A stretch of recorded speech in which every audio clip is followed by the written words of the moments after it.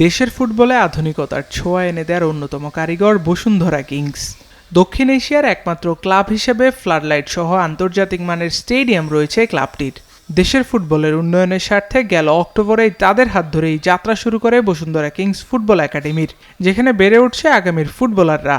এখানে অনেক ভালোই প্র্যাকটিস, তারপর এখানে কোচগুলো খুব কাইন্ড, তারপর সুন্দর পরিবেশ, ড্রিবলিং, শুটিং, ডিফেন্ডিং, তারপর স্পিড ইমপ্রুভ, তারপর স্ট্যামিনা ইমপ্রুভ, আর এখানে অনেক ফ্যাসিলিটিস আছে আমাদের হেল্প করতে। তো মূলত আমার এখানে আসা হচ্ছে প্র্যাকটিস সিজনের জন্য, যাতে আমি ভবিষ্যতে জাতীয় টিমে সুযোগ পেতে পারি। এই একাডেমিটিতে সপ্তাহে 5 দিন দেশসেরা কোচদের অধীনে অনুশীলনে ব্যস্ত থাকে খুদে ফুটবলাররা।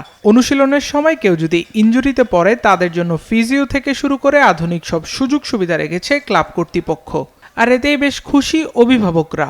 হি ইজ এনজয়িং আ লট। সবচেয়ে বড় কথা একটা পজিটিভিটি তৈরি হয়েছে আর কি।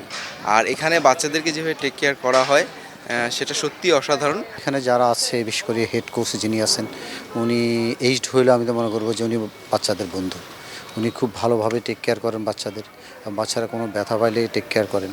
দেশে কাগজে কলমে অনেক একাডেমি রয়েছে, তবে বসুন্ধরা কিংসের মতন পেশাদার সুযোগ সুবিধা আর কোনো একাডেমিতেই নেই। এটাই অভিভাবক এবং ফুটবলারদের আকৃষ্ট করছে বলে মনে করেন বসুন্ধরা কিংসের টেকনিক্যাল ডিরেক্টর বাইজিদ জোপায়ের নিপু।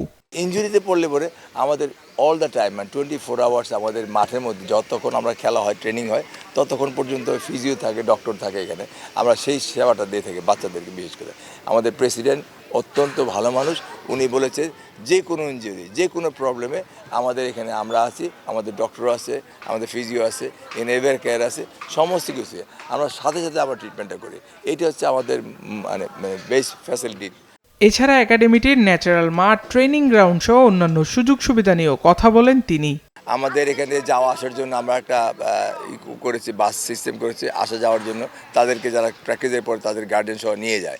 তারপরে হচ্ছে আমাদের এখানে আমাদের নিজস্ব অ্যাম্বুলেন্স আছে, ওখানে অ্যাম্বুলেন্স রেডি থাকে। আমাদের নিজস্ব মাঠ তো আছেই, তারা দেখতেছে।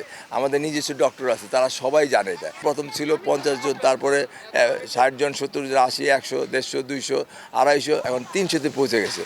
আগামীতে শুধু ঢাকা কেন্দ্রিক নয়, ফুটবলের এই কার্যক্রম বিভাগীয় শহরগুলিতেও ছড়িয়ে দিতে চান বসুন্ধরা কিংস ফুটবল একাডেমি। দেশের ক্লাব ফুটবল যখন ধুঁকছিল তখন অনেকটা ধূমকেতুর মতন আবির্ভাব ঘটে বসুন্ধরা কিংসের। এরপর টানা 5 লিগ টাইটেল, সঙ্গে ট্রেবল জয়। ক্লাবটিতে যোগ হতে থাকে নতুন নতুন অধ্যায়ের, যার সবশেষ সংযোজন আন্তর্জাতিক মানসম্পন্ন Bashundhara kings football academy. Bashundhara sports city থেকে আবরার আল দাইয়ান, নিউজ 24, ঢাকা।